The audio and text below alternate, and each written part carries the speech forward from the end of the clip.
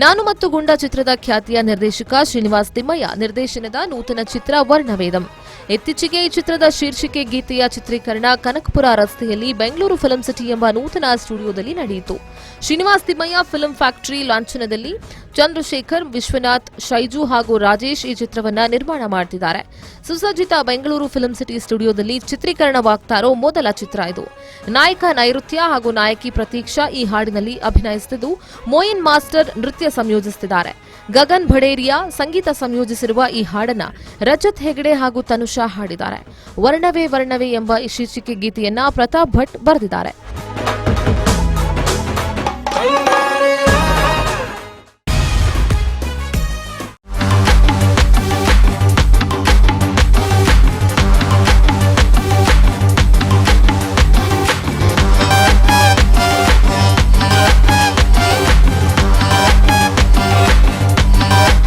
ಮಕ್ಕಳು ಇಷ್ಟಪಡುವ ಕಣ್ಣಾಮುಚ್ಚೆ ಕಾಡೆಗೂಡೆ ಹಾಡು ಈಗ ಸಿನಿಮಾದ ಶೀರ್ಷಿಕೆಯಾಗಿ ಹೊರಬಂದಿದೆ.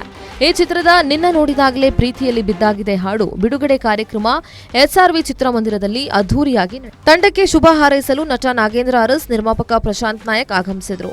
ತುಳು ಭಾಷೆಯಲ್ಲಿ 8, ಕನ್ನಡದಲ್ಲಿ 2 ಚಿತ್ರಗಳಲ್ಲಿ ನಟಿಸಿರುವ ಅಥರ್ವ ಪ್ರಕಾಶ್ ನಾಯಕ. ತುಳು ರಂಗಭೂಮಿ ನಟಿ ಪ್ರಾರ್ಥನಾ ನಾಯಕಿಯಾಗಿ ಬುಲೆಟ್ ಓಡಿಸಿರೋದು ವಿಶೇಷ. ಮತ್ತೊಂದು ಪ್ರಮುಖ ಪಾತ್ರದಲ್ಲಿ ರಾಘವೇಂದ್ರ ರಾಜ್ಕುಮಾರ್ ನಟಿಸಿದ್ದಾರೆ. ಉಳಿದಂತೆ ಕಾಂತಾರದಲ್ಲಿ ನಟಿಸಿದ್ದ ಜ್ಯೋತಿಷ್ ಶೆಟ್ಟಿ, ದೀಪಕ್ ರೈ, ಅರವಿಂದ್ ಬೋಳಾರ್, ಅಮ್ಮನಾಗಿ ಚಂದ್ರಕಲಾ ಮುಂತಾದವರು ಅಭಿನಯಿಸಿದ್ದಾರೆ. ಈ ಸಿನಿಮಾಗೆ ಛಾಯಾಗ್ರಹಣ ದೀಪಕ್ ಕುಮಾರ್ JK, ನೃತ್ಯ ರಘು ಅವರದ್ದಾಗಿದೆ.